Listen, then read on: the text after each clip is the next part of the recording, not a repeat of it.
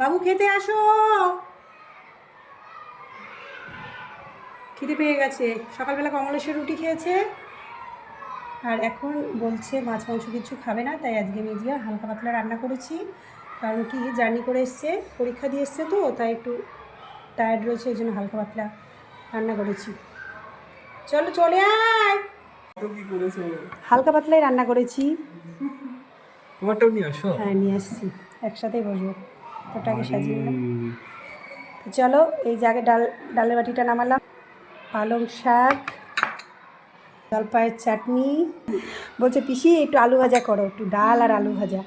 তাই আজকে পিসি ডাল আর আলু ভাজা তোমার জন্য করেছে। নাও খেয়ে বলবা কেমন হয়েছে, ঠিক আছে?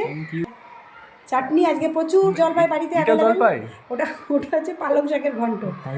পালং শাক, এটা জলপাইয়ের ডাল, আবার বলছি এটা হচ্ছে জলপাই চাটনি।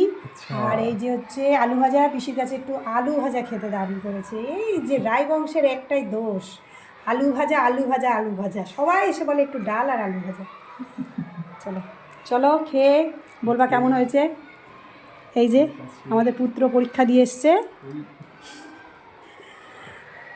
তার স্পেশাল এখনও কিছু হয়নি, রাত্রে হবে, দিদিরা আসবে, সবাই কলেজে গেছে। চলো খেয়ে বলবা কেমন হয়েছে, ঠিক আছে? হ্যাঁ এবার ঢালো।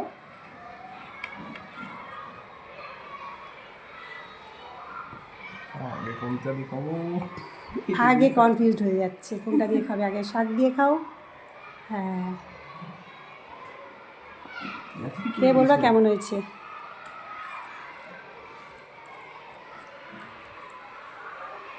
কত বছর পরে আসলি বাবু বল? প্রায় 4 বছর। বাহ সুন্দর হয়েছে। বাহ সুন্দর হয়েছে সত্যি না, পিসিকে খুশি করার জন্য।